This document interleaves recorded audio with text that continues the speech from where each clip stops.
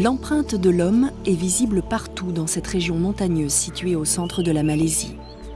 Routes, maisons, immeubles, serres ont conquis les pentes. Ce territoire n'a pas toujours été aussi accueillant.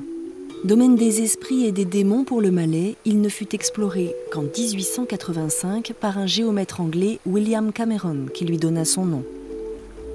Il écrit dans son carnet de route « Magnifique plateau aux pentes douces, cachés au milieu de hauts sommets ».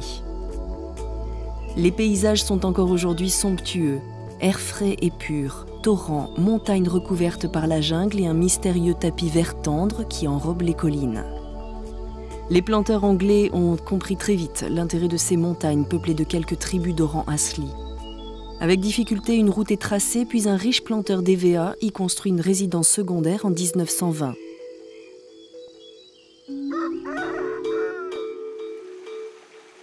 La station climatique des Cameron Highlands vient de naître au charme très british.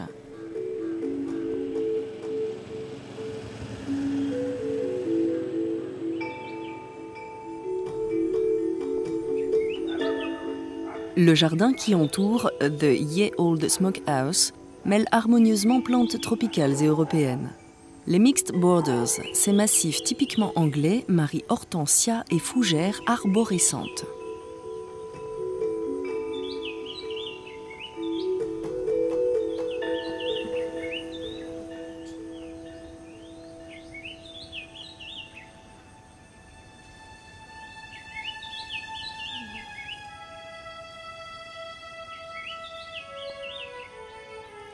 À 4 heures, rien n'est plus chic que de venir prendre son thé dans ce cottage de style Tudor.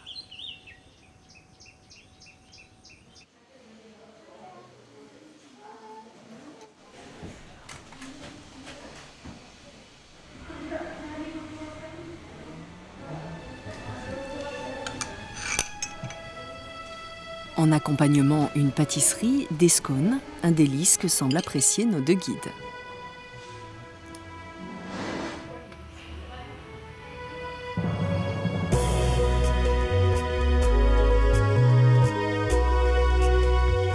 Le thé provient des collines toutes proches, ce tapis vert qui attire l'œil.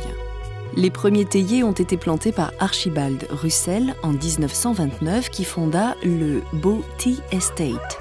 Il avait gagné au jeu une concession de 19 hectares. Le domaine en couvre maintenant 4000. La visite de la plantation est l'étape obligée de tous les touristes.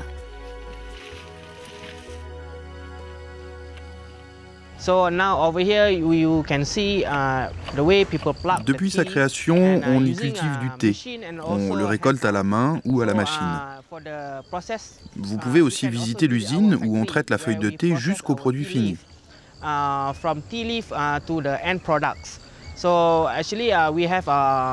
y a 3 étapes dans la fabrication du thé: fragmentation, roulage et conditionnement. Then rolling, then we have sorting and also packaging.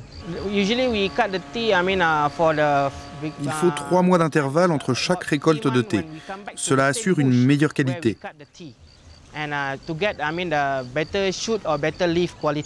Les jeunes pousses sont privilégiées car elles ont un meilleur arôme et elles sont plus parfumées. Nous ne cueillons pas les vieilles feuilles. Il y a 160 personnes qui travaillent dans la plantation. Cette plantation couvre 229 hectares. La récolte du thé se fait toute l'année, secteur par secteur, tous les jours. Et on récolte en moyenne 5 à 10 000 kilos de thé par jour.